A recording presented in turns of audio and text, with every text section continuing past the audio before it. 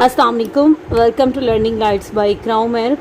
आज स्टूडेंट्स की रिक्वेस्ट पे जो फर्स्ट ईयर का पेपर है मैथ्स का, उसकी ऑब्जेक्टिव का सॉल्यूशन देख लेते हैं।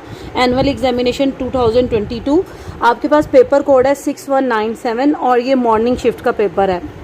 आपके पास फर्स्ट MCQs है, a matrix of order 1 cross n is called. हमें पता है कि जब भी हम ऑर्डर एक्सप्लेन करते हैं तो ये जो 1 है ये रोज़ को एक्सप्लेन करेगा और क्रॉस के बाद जो एंट्री आती है वो कॉलम्स को रिप्रेजेंट करेगा।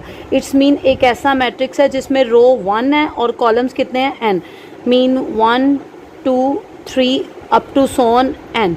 तो हमने सीखा था जब डेफिनेशन आपने थर्ड चैप्टर में डिस्कस की थी डिफरेंट टाइप्स ऑफ मैट्रिक्स की, कि एक ऐसा कॉलम जिसमें सिर्फ और सिर्फ एक ही रो हो उसे हम क्या कहते हैं, हम रो मैट्रिक्स कहते हैं। तो फर्स्ट का राइट आंसर था आपके पास डी। सेकंड है आपके पास the rational fraction X square divided by X square minus 1 is.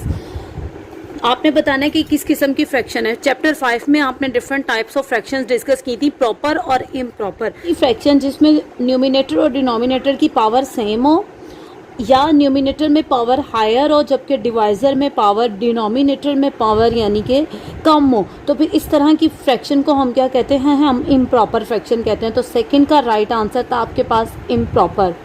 Third है आपके पास the third term of the sequence an is equal to -1 की पावर है आपके पास n। राइट आंसर क्या है, इसने आपको बोला थर्ड टर्म कौन सी है, तो इट्स मीन आपको n की जगह पे क्या सब्स्टिट्यूट करना था, 3 सब्स्टिट्यूट करना था।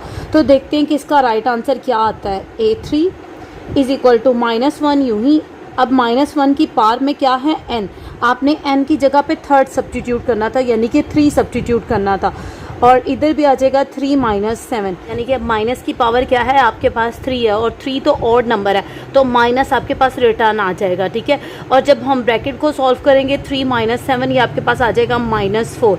माइनस और माइनस जब आपस में मल्टीप्लाई होंगे तो ये बन जाएगा +4।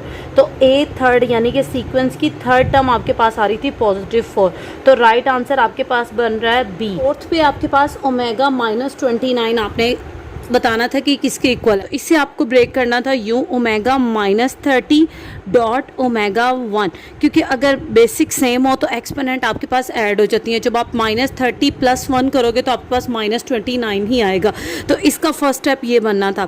अब आपने -30 था ना, तो आपने चैप्टर नंबर 3 में सीखा होगा। मैं आपके साथ क्योंकि इस चैनल पे जस्ट स्टैटिस्टिक्स को डील कर रही हूँ तो मैंने आपके साथ इस तरह का कोई टॉपिक डिस्कस नहीं किया था, लेकिन फिर भी स्टूडेंट्स की रिक्वेस्ट में मैं पेपर अपलोड कर रही हूँ इसका सोल्यूशन।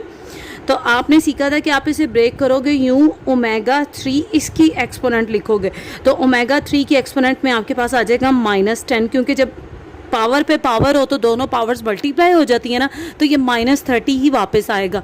ये ओमेगा 1 यूं ही रहेगा। हमें पता है ओमेगा की पावर 3 किसके इक्वल होता है, 1 के इक्वल होता है। तो 1 की पावर आ जाएगी -10 डॉट ओमेगा। अब 1 की पावर याद रखिएगा इस टाइम सिंगल 1 है। 1 की पावर नेगेटिव या पॉजिटिव कुछ भी हो 1 ही रहता है। तो ये आपके पास बचे 1 आ जाएगा डॉट ओमेगा, 1 से मल्टीप्लाई हो रहा है तो ये इक्वल आ रहा था ओमेगा के। तो फोर्थ का आंसर आपके पास आ रहा था ओमेगा। यहाँ पे मेरे से मिस्टेक हो गई है, ये सी पे आपके पास -8 नहीं है, यहाँ पे आपके पास ऑप्शन में था ओमेगा स्क्वायर और डी आपके पास था ओमेगा। तो इसके अकॉर्डिंग फोर्थ का राइट आंसर आपके पास था डी, जिसमें क्या लिखा हुआ था आपके पास ओमेगा। डिटर्मिनेंट आपको दिया गया एक 2/2 का मैट्रिक्स और इसका डिटर्मिनेंट आपको दिया गया इक्वल टू 2। देन आपके पास अगेन वो आपसे पूछ रहा है B A D C. It's mean यहाँ से इसने ये मैट्रिक्स कैसे ड्राइव किया, इसने जस्ट इंटरचेंज किया है कॉलम 2 को कॉलम 1 से। और हमने चैप्टर 3 में ये प्रॉपर्टीज़ डिस्कस की थी जब रो ऑपरेशन और कॉलम ऑपरेशन डिस्कस कर रहे थे, कि जब आप डिटर्मिनेंट में 2 कॉलम्स को इंटरचेंज करते हो तो डिटर्मिनेंट किसके इक्वल आ जाता है, माइनस के इक्वल आ जाता है। इट्स मीन रियल अगर मैट्रिक्स का डिटर्मिनेंट इक्वल टू 2 है तो इंटरचेंज करके इसका डिटर्मिनेंट किसके इक्वल आना चाहिए था, -2 के। तो फिफ्थ का राइट आंसर था आपके पास -2। 6 आपके पास in the set of complex number C the multiplicative identity is. आपने बताना है कि मल्टीप्लिकेटिव आइडेंटिटी आपके पास किसके इक्वल होती है। तो चैप्टर नंबर 1 में हमने ये प्रॉपर्टी डिस्कस की थी कि मल्टीप्लिकेटिव आइडेंटिटी किसके इक्वल होती है, ये इक्वल होती है 1 और 0 के कॉम्प्लेक्स नंबर में। तो 6 का राइट आंसर था आपके पास फर्स्ट। 7 है आपके पास root of quadratic equation ax square plus bx plus c is equal to 0 are equal. आपने बताना था कि ये रूट्स किस टाइम इक्वल होते हैं। सीखा था कि नेचर हमें बताएगा डिस्क यानी कि डिस्क्रिमिनेंट, और वो इक्वल होती है बी स्क्वायर माइनस 4ac, और ये रूट्स उस टाइम इक्वल होते हैं जब ये डिस्क का आंसर इक्वल टू क्या आ जाए, 0 आ जाए। तो ये आपके पास राइट ऑप्शन बन रहा था सी, यानी कि B square minus 4ac is equal to 0। 8 है आपके पास, if A and B are negative and GM is also negative. आपने बताना है इस सूरत में कि अगर आपके पास ए और बी भी नेगेटिव हो और इन ए और बी का जीएम भी नेगेटिव आए, तो फिर आपने बताना इन चारों में से कौन सी प्रॉपर्टी होल्ड करती थी। तो चैप्टर नंबर 6 में जब आप 6.10 के लास्ट क्वेश्चंस कर रहे थे तो आपने ये प्रॉपर्टी देखी थी, उसने आपको ए और बी नेगेटिव दे दिया था और आल्सो मेंशन किया था कि GM is less than 0। GM less than 0 का मतलब था कि जीएम नेगेटिव है। तो अगर ए और बी नेगेटिव हो और जीएम भी नेगेटिव हो तो जस्ट आपके पास ये प्रॉपर्टी होल्ड करती है कि A arithmetic mean less than geometric mean है, geometric mean less than harmonic mean. था आपके पास डी। 9th है आपके पास N P N is equal to. अब आप अगर यहाँ पे कंफ्यूज थे तो आपको चाहिए था एन पी एन, वैसे तो इक्वल होता है, इसका राइट आंसर था एन फिक्टोरियल, लेकिन इसकी बेस्ट एग्जांपल ये थी कि हम एन पे कुछ भी सब्स्टिट्यूट करते हैं, लाइक 4p4 कैलकुलेट करते, तो ये आपके पास 4 फिक्टोरियल के इक्वल आता है। चेक कर लीजिएगा, तो हम देख रहे हैं कि 4p4 आपके पास आ रहा है 24, 4 फिक्टोरियल भी अगर हम कैलकुलेट करें तो वो भी 24 के इक्वल है। तो एन पी एन आपके पास किसके इक्वल आता है, एन फिक्टोरियल के। Next and 10th, set n of natural number is monoid with respect to.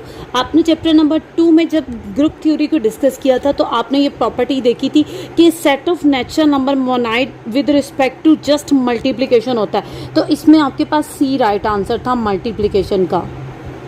11 है आपके पास, if N is positive integer then N cube plus N is divisible by. ये आपके पास MCQs आया है चैप्टर नंबर 8 में, और चैप्टर नंबर 8 में जब आपने 8.1 डिस्कस कर रहे थे तो आपके पास ये प्रूफ था, आपने बताना था कि n cube plus N is divisible by 2, तो इसका राइट आंसर था बी।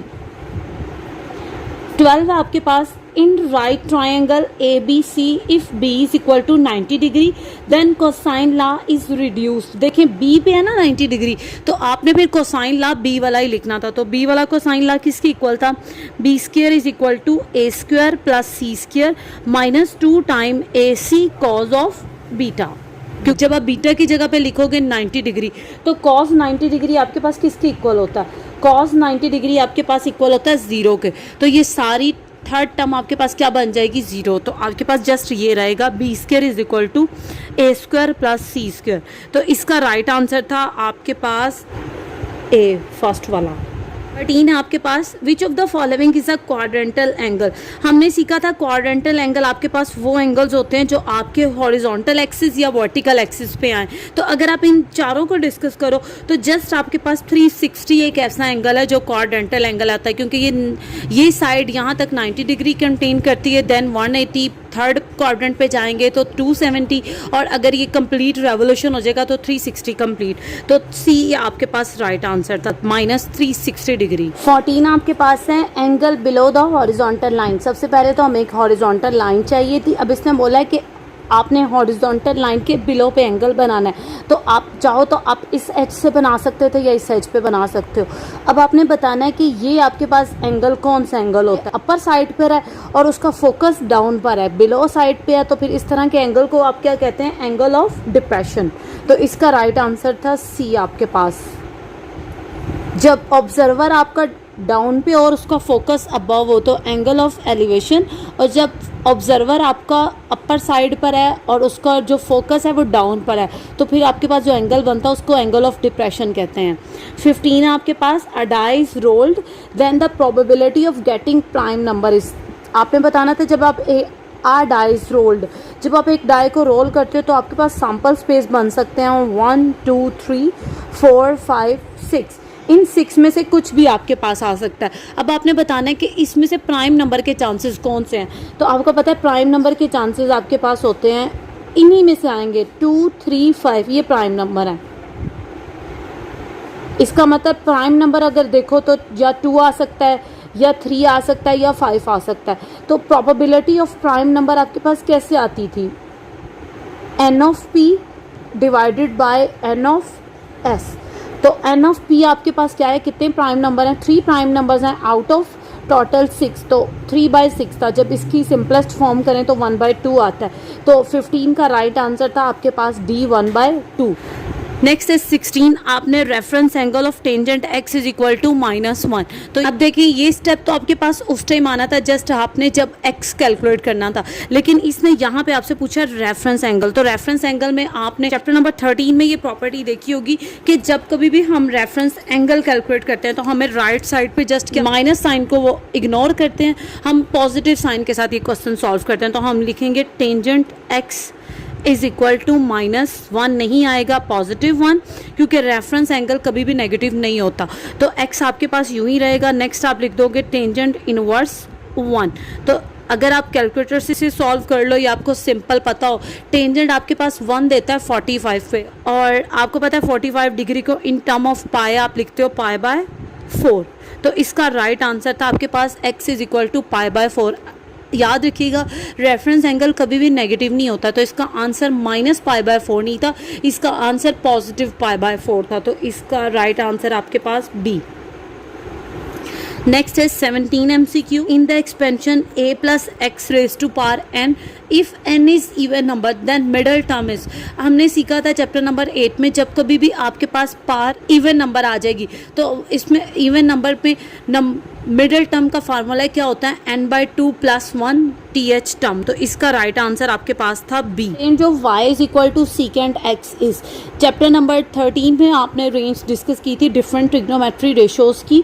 तो y is equal to secant x। अब आप देख रहे हो कि लेफ्ट साइड पे आपके पास y था, तो रेंज आपके पास ये वाली तो नहीं हो सकती थी x पे, रेंज ने आना y पे था। तो चांसेस यह बन रहे हैं 1 2 3 इनके। तो अगर आपको याद हो आपने चैप्टर नंबर 3 में रेंज सीखी थी y less than equal to -1 और y greater than equal to 1। तो इसका राइट आंसर था आपके पास 18 का D। इन है आपके पास cos टेंजेंट इनवर्स ऑफ √3। इसे सॉल्व कर लेते हैं।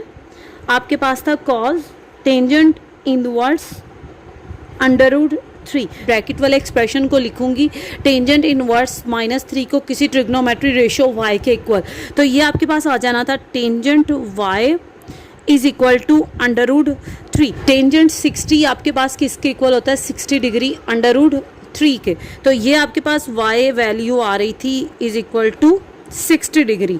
और नेक्स्ट आपने अब क्या करना था, कॉस यूं ही ये आंसर आपके पास क्या आया है 60 डिग्री के।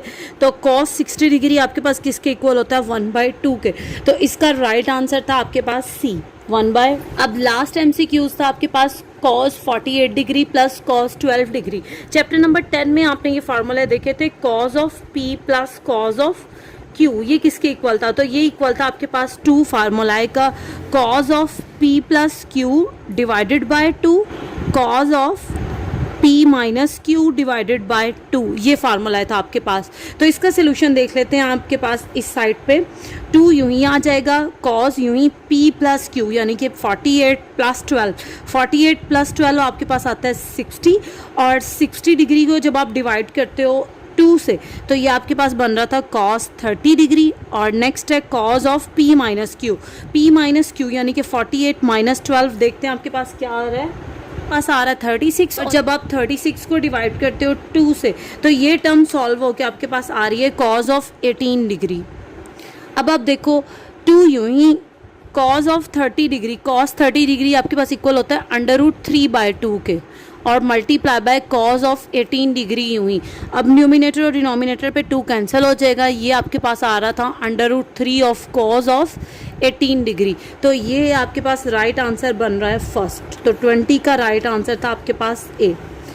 काइंडली अपने आंसर्स को मैच कीजिएगा और कमेंट सेक्शन में मुझे बताइएगा कितने मार्क्स बन रहे हैं आपके पास आउट ऑफ 20।